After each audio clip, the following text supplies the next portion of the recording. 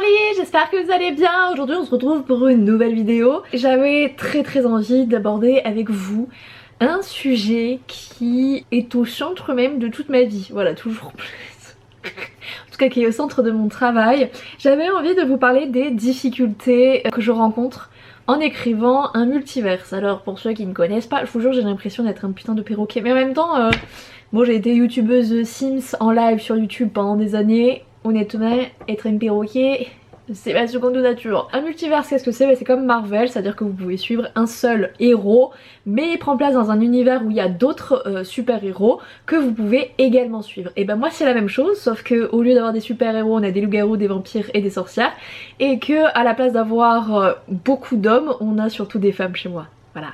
J'ai commencé le multiverse par Honora, Honora du coup que j'avais publié d'abord sur Wattpad et après donc j'ai commencé la publication en 2021. Yes madame. Donc depuis 2021 la publication est en cours sur Honora, donc 3 tomes sont publiés, le 4e est publié en août. Et à la fin du 4e du coup on boucle le premier cycle parce que toutes mes héroïnes de multiverse sont des sagas longues à très longues, c'est à dire qu'on est entre... Je crois que la plus courte série fait 8 tomes. La plus longue, les plus longues parce qu'elles sont... Il y aura plusieurs héroïnes. Elles sont à 16 tomes. Pour éviter de faire peur, honnêtement, parce que je sais que c'est des choses qui, niveau anglophone, tu vois, genre... Il y en a, ça les dérange pas d'avoir genre 30 tomes. Chez les anglophones c'est un truc hyper courant et tout, surtout en urban fantasy etc. Mais en France les gens sont ultra frileux, donc pour éviter de perdre trop de personnes, je divise les séries en cycles. Donc moi c'est toujours par cycle de 4 tomes, donc ce sera forcément par 4 à chaque fois, donc 4, 8, 12, 16, 16 c'est le max, hein. Je vais quand même m'arrêter au bout d'un moment, hein. Mais 16 c'est le max, et en fait à chaque cycle je laisse une porte ouverte pour savoir sur quoi on va partir pour le prochain cycle, mais j'en ferme plein d'autres pour que vous puissiez vous dire ok là c'était très sympa mais j'ai pas forcément envie de continuer, donc je m'arrête et en vrai vous avez une fin qui tient la route. Et en même temps si jamais vous avez pas envie de vous taper les 2 premiers cycles, bah c'est pas grave parce que cycle 3 je fais assez de rappels, je vous explique assez de choses pour que vous ne soyez pas largués et que vous puissiez commencer la saga en mode ah c'est vachement chouette. Alors évidemment le but de la manœuvre c'est quand même que vous lisiez tout de A à Z parce que c'est quand même... Mais clairement bah du coup je suis plus payée, hein, voilà tout simplement. Si à chaque fois vous achetez les tomes ou que vous les lisez dans l'abonnement Kindle versus vous commencez le dernier cycle, genre le cycle 4, bon voilà je vais toucher forcément un peu moins, mais au moins ça vous permet aussi d'avoir un peu plus de liberté sur votre manière d'aborder mes sagas, et comme ça si vous avez peur des sagas longues au moins vous pouvez vous dire bah tel cycle c'est 4 tomes et pif paf pouf on a un truc qui tient la route. On a une morue pour ne pas changer qui participe. Elle va être pénible, je le sens, comme d'hab. Et mine de rien, bah voilà, qui dit beaucoup de tomes. Mais on n'est pas sérieux là, mon petit, quand t'es comme ça là devant moi, hein? Je n'ai... Comment vous voulez que je sois sérieuse là avec cette petite morue? Viens là, hop là, viens là mon bébé. Oh là là. Il y a beaucoup de choses à gérer, honnêtement. Je le savais, hein, je veux dire, ça n'a pas été une surprise en mode oh mon dieu. Mais je ne pensais pas que ce serait autant. Déjà parce que j'ai fait une erreur tragique notamment sur Honora, c'est à dire que le tome 2 d'Honora j'ai bien à peu près bien fait les fiches. Non, le tome 1 j'ai bien fait les fiches perso et le tome 2 j'ai fait les résumés de chapitres. Mais j'ai rien fait pour le tome 3 et de toute façon il faut que je repasse sur tout là. Je dois faire les fiches personnages du coup du tome 1 d'Artemis, donc là j'ai géré ça, j'ai fait aussi les fiches de lieu. J'ai aussi en train de faire les résumés. Je pense qu'au moment où cette vidéo sortira, clairement j'aurai déjà terminé les résumés par chapitre, parce qu'en fait quand vous devez vous rappeler d'un truc qui s'est passé, vous savez que ça s'est passé dans le tome 1 mais vous savez plus du tout, vous perdez du temps à aller chercher l'info. Et donc pour éviter de perdre trop de temps, sachant que mes chapitres moi ils sont courts, c'est un truc que j'adore faire, des chapitres courts, que ce soit à lire ou à écrire je préfère les chapitres courts. Donc sur Obsidian j'ai fait des petits résumés, voilà, tout beau tout propre. Et bah du coup hop là je vais regarder les chapitres qui apparaissent un peu au milieu jusqu'à trouver mon information, et après hop je vois si c'est clairement mis dans le résumé, voire je vais directement sur le bouquin lire le chapitre concerné, et moi je gagne du temps et ça me permet aussi si j'ai besoin juste d'un petit truc à vérifier, bah ça me prend 4 fois moins de temps, mais à mettre en place, à bosser dessus c'est très long. Et vraiment là j'ai l'impression que ma vie ne tourne autour que de l'écriture, la communication, donc ça c'est le taf habituel, mais mes fiches personnages, je vous jure je mange, je dors, je fais caca, fiches personnages, c'est terrible. À un moment je parlais avec Magali, donc Magali qui fait les couvertures, je sais plus, elle parlait de son frère et tout, et je dis bah tu vois ça dans une fiche personnage il serait un tel comme ça comme ça comme ça, elle fait pense aux gens en termes de fiche personnage, j'ai fait non pas du tout, mais là je suis tellement dedans que je te jure que de la manière dont tu m'en parles ça fait très fiche personnage en mode ses qualités, ses défauts et tout. Mais pour vous dire à quel point ça m'a matrixé la tête ce truc. J'avais vraiment sous-estimé en fait la charge mentale qu'un multiverse me prendrait. Je savais que j'aurais du taf tu vois mais avec Honora et Artemis j'étais pas trop angoissée. Artemis parce que mine de rien le tome 1 d'Artemis je l'ai écrit il y a peut-être... J'étais encore à Lille. Il a été coupé en deux en plus le tome 1, je l'avais arrêté pendant un temps donc je pense que la première partie date d'il y a 5 ans et l'autre partie date d'il y a 4 ans. Ouais, j'y allais franco, hein, voilà, je me posais pas 36 milliards de questions. Pareil pour Honora. Et c'est vrai que quand je suis arrivée sur Misty, ça a été l'angoisse. Honnêtement, j'étais paralysée. C'est un truc qui ne m'arrive absolument jamais, moi je vois une feuille blanche là, je saute à la tête la première, je m'éclate et tout. C'était l'époque aussi où quand j'ai commencé à écrire Misty, j'étais en pleine correction de Lune et Serpent et j'avais ma nouvelle correctrice qui est très chouette mais clairement elle me pousse, hein, elle me pousse au cul donc c'est bien, c'est qu'on améliore les bouquins de ouf. Mais par contre c'était une charge de travail gigantesque donc j'ai arrêté carrément pendant une semaine l'écriture de Misty pour me concentrer sur la correction de Lune et Serpent avant de reprendre. Et en fait ça m'a fait du bien cette pause de Misty parce que au début vraiment la première semaine d'écriture de Misty a été ultra compliquée. Mais est-ce que je vais réussir parce qu'il y a des temporalités différentes, Honora se passe dans le futur et le reste de mes héroïnes se passe dans le présent. Mais il y a des choses qui vont se passer, alors c'est du spoil sans être du spoil parce que vous en doutez, la plupart de mes héroïnes ne meurent pas, vieillesse ni de maladie. Donc vous vous doutez bien que certaines vont réapparaître plus tard dans le futur et donc en fait il faut que ça matche super bien. Si vous avez lu Honora vous pouvez commencer un peu à flairer le truc venir mais vous sentez que ça arrive en fait et donc en fait il faut que le timing soit parfait entre ce que va faire Honora et ce que ça va déclencher chez les autres. C'est un bordel sans nom, c'est une angoisse. Dites-vous que j'étais tellement angoissée qu'un soir je me suis posée, vraiment j'étais super mal, j'étais là en mode vraiment je me sentais super mal, un truc que je ne ressens jamais dans mon boulot. Des fois c'est normal, j'ai des périodes où je suis pas en mode fifou tu vois, mais là vraiment même en écrivant Misty j'étais pas satisfaite de moi et tout, vraiment c'était terrible. Ceci est le planning éditorial de l'année 2024, 2025, 2026, 2027 et au final Artemis devait être en 8 tomes, on est passé à 12 donc ce n'est même plus bon cette prog. Pour l'année 2027 elle est plus bonne. Ouais parce que vous voyez en 2026 j'avais marqué fin Artemis, et ben non. Ça repart pour 2027 et 2028. On parle de 2028, je sais pas si vous vous rendez compte, c'est dans 5 ans. 5 ans. Et moi j'étais là en mode... Il faut que ça se goupille bien. Pareil, Honora, je dois rester pour l'instant sur un rythme d'un tome par an. Mais ça devrait bouger genre cycle 3, quelque chose comme ça. Ouais. Et pareil, ça c'est des trucs où il faut que je le prévoie parce que quand la plupart de tes héroïnes ont minimum 8 tomes, que dis-je, la plupart en ont même 12, il faut les caser, voilà, sachant qu'elles sont toutes interconnectées. Je vous spoil un peu, voilà, en avant-première, dans le tome 2 d'Artemis, que je suis actuellement en train d'écrire. Je pense que quand cette vidéo sortira, j'aurai terminé l'écriture, je pense, et je serai en train de faire la correction. Il y a des apparitions avec Misty, vous voyez, en fait c'est pas en mode... c'est pas des petits clins d'œil discrets en mode on entend parler d'un personnage par-ci, ou on voit un autre personnage par-là, non. La dentelle c'est pas chez moi, vous vous en doutez bien. Je connais pas ça, les trucs discrets, manière un peu fluide, tranquille. Non! Non! Chez moi on y va, franco de porc, ok? Mes héroïnes sont très connectées entre elles, enfin... Il y en a certaines et c'est vrai que Artemis et Misty font partie de ces héroïnes qui sont très liées.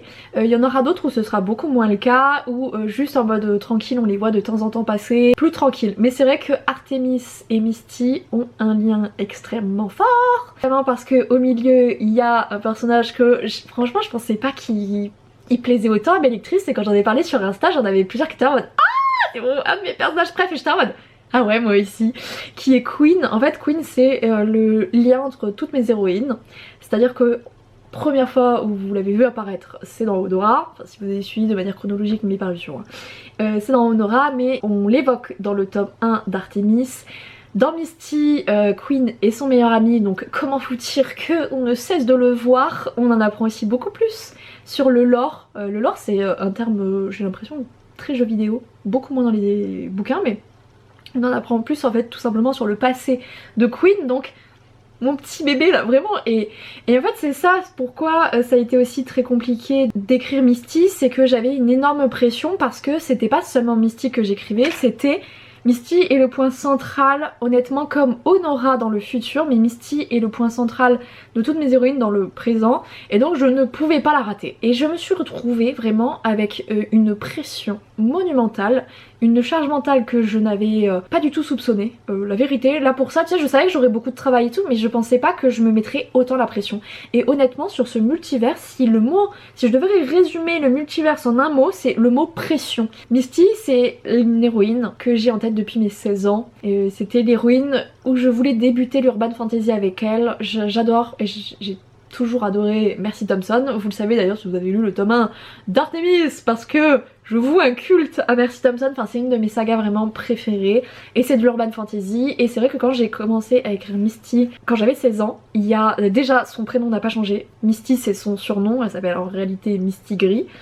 Elle est liée à un démon, c'est une sorcière démonologue. Ça, c'est des choses qui n'ont absolument pas bougé entre mon mois de 16 ans et mon mois de maintenant quand j'ai écrit Misty. Et donc en fait, Misty c'était déjà une héroïne centrale du multiverse. Il fallait que j'intègre beaucoup du passé de Queen parce qu'ils se connaissent depuis très très longtemps, donc je voulais que ça apparaisse aussi. Et en fait ça a été très compliqué d'écrire Misty. Au final j'ai trouvé comment m'en sortir, c'est que j'ai mis des flashbacks pour qu'on voit des parties de son passé, parce qu'en fait Misty a 234 ans, je sais pas si vous vous rendez compte, elle en a vécu des trucs, donc c'était impossible de ne pas faire des focus sur son passé parce qu'il y a trop de choses qui sont liées à ce qu'elle a vécu avant.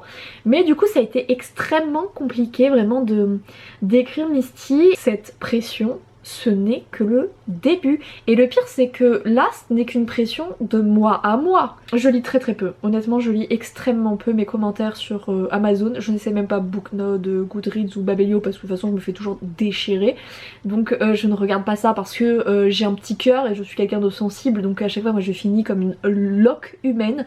Je suis un cadavre, un déchet par terre à chaque fois que je prends des critiques qui en vrai sont souvent ultra violentes. Enfin vraiment les gens se rendent pas compte que autant tu fais ça sur un bouquin anglophone, l'autrice ne tombera jamais dessus, autant quand c'est des autrices francophones, et encore que j'ai un nom à consonance anglaise donc je me dis qu'une fois sur deux elles doivent pas savoir que je suis française, mais tu vois genre je me prends quand même des putains de coups de latte en pleine poire, ce qui fait que je ne regarde presque rien. Il y a que quand ça va pas trop ou à la limite je peux aller checker les commentaires 5 étoiles pour faire du bien à mon petit cœur un petit peu malmené. Mais c'est vrai que même comme ça j'évite en vrai, parce que c'est une pression supplémentaire qui se rajoute. C'est comme quand j'ai sorti Bad Boy et un Télo. Heureusement que j'avais écrit le tome 2 avant que le tome 1 sorte, où j'étais presque sur la fin du tome 2, parce que je ne sais pas comment j'aurais fait avec toute la pression. C'est vrai qu'on se rend pas compte des lectrices très chouettes en vrai, parce que souvent tu sais elles sont genre ultra gentilles, ultra agréables dans leur manière de me dire oh j'ai hâte de voir la suite et tout. C'est enfin des fois genre, il y en a certaines à qui je dis, tu sais quand elles disent ah c'est trop long, je dis bah écoute c'est 6 mois. Dans plein de maisons d'édition c'est plus d'un an, voire il y a certains bouquins ça fait 5 ans qu'on les attend. Donc je considère que 6 mois pour attendre un tome c'est pas très long, surtout que moi j'ai quand même tendance à écrire des bouquins qui sont assez longs hein, globalement. Donc c'est vrai que je trouve pas que 6 mois soit énorme, et dans le cas du multivers c'est encore plus fort parce qu'en fait toutes mes héroïnes sont interconnectées, c'est-à-dire que pour vous dire, le multivers commence avec le tome 1 d'Artemis, le tome 1 de Misty, le tome 2 d'Artemis. C'est-à-dire que si vous lisez juste Artemis, en lisant le tome 2 d'Artemis, vous allez vous spoil des trucs qui se sont passés dans le tome 1 de Misty. Et ça va être comme ça régulièrement. Donc c'est chouette si jamais bah voilà, vous n'avez pas envie de lire Misty, vous savez un peu ce qui se passe dans Misty, vous avez des doutes parce que bah forcément tout n'est pas raconté hein, quand même, ce serait bizarre. Mais vous avez quand même des trucs qui se passent en mode d'accord il s'est passé ça, oh intéressant. C'est vrai que du coup bah c'est une charge mentale énorme, et c'est vrai que mine de rien les lectrices des fois les gens ils sont tellement emballés, ils sont tellement foufous, ils ont tellement aimé, tu vois que du coup même si des fois c'est genre ultra bienveillant, c'est trop mimes en vrai, mais pour peu que ce soit une mauvaise journée tu te dis mais tu vois ton tome il est vachement attendu hein, et qu'est-ce que tu fais si tu le rates? Mais tu seras une grosse merde. Enfin après tu vois genre c'est moi hein, c'est de moi à moi-même, je suis extrêmement exigeante et difficile avec moi. Je suis vraiment mon propre bourreau hein, c'est à dire que je me fais subir, si je l'infligeais aux autres je pense qu'ils chialeraient dans un coin et ne feraient plus rien. Vraiment à quel point je suis dure avec moi-même. Et c'est vrai que bah, des fois il y a des moments où même si c'est des superbes commentaires qui sont d'une douceur incroyable, ben tu sais t'as ce truc de te dire genre faut pas que je me rate en fait, parce que bah, y a des personnes derrière qui attendent, qui sont heureuses dans ton univers, et donc il faut que tu arrives à les convaincre. Et c'est vrai que je ressens cette pression fois 1000 avec le multiverse, parce que forcément j'en parle beaucoup, mais c'est logique. Et je me dis bah en fait ça se trouve tu fais monter la sauce et les gens vont être déçus. Et ça vraiment, cette pression, en plus de cette charge mentale, je crois que c'est le truc le plus dur à vivre. Pression de la part du public, je l'ai jamais trop ressenti. Mais en fait je pense que comme je me mets une telle pression déjà moi, ça se rajoute aussi derrière, tu vois. Mais après j'ai envie de dire, bon, je vais pas me faire des nœuds au cerveau, je vais pas m'empêcher de vivre. J'écris d'abord pour m'éclater. J'écris aussi pour que l'univers soit cohérent et que les gens s'éclatent et qu'ils ouvrent le bouquin, qu'ils commencent la première page et qu'ils se disent il me faut la suite et je ne vais pas dormir avant de savoir comment ça se termine. Mais au-delà de ça, ben ouais quand même, fais les choses bien. Et ça c'est vrai que c'est pas forcément évident. Je crois que le plus dur, ça aussi je pense que j'avais un peu sous-estimé parce que c'est pas trop un truc que je fais, de savoir qui c'est quoi. Parce que le problème c'est comme vous avez beaucoup d'héroïnes, toutes les héroïnes ne sont pas au même niveau de savoir sur certains personnages, sur certaines choses. Et faut pas oublier qui c'est quoi. Et alors là mon ref, est complicado. Là c'est très compliqué là. Pareil, la manière dont les personnages sont perçus. Typiquement, Queen n'est absolument pas perçue de la même manière par Honora, par Artemis et par Misty. Pourquoi? Parce que pour Artemis c'est un peu le seul loup-garou capable de dire non à son père. Son père est l'un des alphas les plus puissants, donc forcément Queen ça montre aussi sa puissance. Donc il y a un espèce de truc un peu teinté d'admiration qu'elle ressent envers lui. Pour Honora, Queen c'est ce type qui l'a demandé plusieurs fois en mariage quand même, hein, rappelons-le. Elle lui a sauvé les miches dans le tome 2, mine de rien. Et qui dans le tome 3 va être celui qui va lui donner une raison de vivre après tout ce qui s'est passé à la fin du tome 2. Je vais pas y revenir dessus, mais bon c'était chou patate quand même. Et enfin, pour Misty c'est son meilleur ami. S'il y a quelqu'un qui connaît de manière ultra intime ce personnage, c'est Misty parce qu'elle l'a vu littéralement dans tous les cas de figure. Heureux, malheureux, en train de déprimer, au sommet de sa gloire, avant qu'il devienne qui il est. Enfin, elle a tout vu de lui. Et donc c'est vrai que c'est super dur parce qu'il y a des personnages où en fonction de mes héroïnes ne sont pas du tout perçues de la même manière et il faut le garder bien en tête. Et le plus dur en fait c'est quand une de mes héroïnes voit une autre de mes héroïnes. Ça c'est ce que je fais actuellement dans le tome 2 d'Artemis. Artemis rencontre Misty et la manière dont j'ai écrit Misty et la manière dont elle est perçue par Artemis n'est pas du tout pareille et n'est pas du tout semblable. Et voilà frère, c'est compliqué. Je savais que ce serait un peu chaud patate, mais si vous voulez, moi je fais des points de vue alternés qui sont souvent sur de la romance, donc c'est moins gênant. Là c'est des personnages où potentiellement si tu ne lis que Artemis, bah Misty pour toi c'est un personnage quelconque. Mais pour quelqu'un qui a aussi lu Misty, il a une image très précise en tête de Misty et il faut que en même temps, tant l'image qu'en a Artemis soit correcte, parce que bah forcément en fonction de ce qu'elles se disent, de comment la manière elles se rencontrent et tout, nanana, ça a des impacts forts sur Artemis, donc il faut que ce soit logique. La manière dont j'ai expliqué les choses avec Misty soit logique et sur sa manière d'être et de faire et de réagir, ça doit rester logique. C'est pas simple du tout. Malgré toutes ces contraintes que je m'attendais plus ou moins à avoir, mais j'ai été extrêmement optimiste, on va pas se mentir, c'est mon deuxième prénom je pense. De toute façon je me serais pas lancée dans mon activité si j'étais pas quelqu'un d'optimiste franchement. Je regrette pas en vrai parce que c'est peut-être le projet le plus challengeant de toute mon existence, voilà. Hein. Après bon, je pas non plus très vieille, hein, mais je m'approche tranquillement du tiers de ma vie. Si je meurs à 90 ans, ce qui n'est pas certain évidemment, je me rapproche tranquillou d'un certain palier que j'ai très hâte de franchir. Je sais que la plupart des gens ne sont pas très heureux de passer leur trentaine, moi j'adore, enfin ça me botte trop quoi. En même temps tu vois de me dire faut pas falloir se merder sur ce coup là ma soeur hein. Et c'est ça qui est compliqué. C'est vrai qu'il faut que j'arrive aussi à souffler en me disant bon c'est pas très grave, au pire comme sur chaque bouquin, à chaque fois que tu fais une sortie et qu'il y a une suite, il y a des gens qui sont mécontents, il y a des gens qui sont pas d'accord, il y a certains qui vont se dire non j'aime pas l'histoire, j'aime pas le tournant qu'a pris l'histoire, j'aime pas la manière dont les personnages évoluent, ça fait partie aussi de mon taf et au pire bah tant pis si c'est ce qui arrive avec le multiverse, tant que la majorité est d'accord ou suit mon raisonnement, c'est le principal j'ai envie de dire. Et c'est ce qui se passe à chaque sortie en fait de bouquin. Hein. Cécile, donc ma correctrice, a lu Honora, a lu Artemis. Là du coup elle a corrigé Lune et Serpent, elle a corrigé le tome 1 de Misty. D'ailleurs à savoir que pour l'instant c'est son héroïne préférée. Je pensais pas mais je suis très contente. Et là du coup je suis sur le tome 2 de Artemis. Ensuite je vais enquiller avec le tome 4 d'Honora, mais ben ouais en fait ça y est, de toute façon je suis lancée. D'ailleurs il faut savoir que mon espace mental est tout le temps pris par des nouvelles idées, c'est terrible, surtout qu'à chaque fois que j'écris j'ai des nouvelles idées. Franchement c'est pas tout le temps évident, mais bon c'est la vie que j'ai décidé de mener donc on va l'accepter. C'est aussi très chouette parce que en fait il y a un truc très fort qui me porte en mode putain ça va être chouette, ça va être génial. Et je pense que c'est ça le plus important, c'est de me dire est-ce que tu t'amuses, est-ce que ça t'éclate de faire ça, et globalement au-delà de la pression immense que je me mets, et au pire je me dis bon je vais mettre un coup de pied au cul, je vais me calmer un petit peu, je vais faire de la méditation, un truc comme ça, je vais essayer de trouver un moyen aussi d'extérioriser cette angoisse. Je suis super contente, je me dis genre franchement dans ta carrière d'autrice, est-ce que tu serais pas ultra fière de dire hey, toi t'as fait ça là, franchement félicitations hein. Et je pense qu'il faut juste que j'accepte que ça fera partie des défis du multivers et que je vais sans doute les ressentir à chaque fois. Plus l'univers va s'étoffer, plus ça va être fort. C'est le jeu Papa plus 7 hein, à un moment, hein. Je veux dire j'ai décidé des trucs, maintenant faut les assumer jusqu'au bout, hein. C'est comme les enfants quand vous vous loupez hein. Je suis peut-être pas très fière de cette blague là. Oh mon dieu. J'espère que l'univers a fermé les yeux sur cette blague, parce que là c'est sûr je vais en enfer là. Là sachez-le hein. On vient de me réserver une place hein. Il y a une place en enfer avec mon nom. C'est obligé. Bah vous voyez, Stramout elle veut partir. Heureuse de ce que j'ai produit, de ce que je produis, et j'espère que ça restera et que ça sera toujours le cas. En tout cas j'espère que ça vous aura plu, que cette vidéo aura pu vous montrer aussi peut-être l'envers du décor sur tout ce que je fais. Moi je vais vous laisser là, je vous fais à tous de gros bisous, je vous mets tous les liens en description, notamment tous les bouquins qui sont dans le multiverse pour que vous puissiez les découvrir.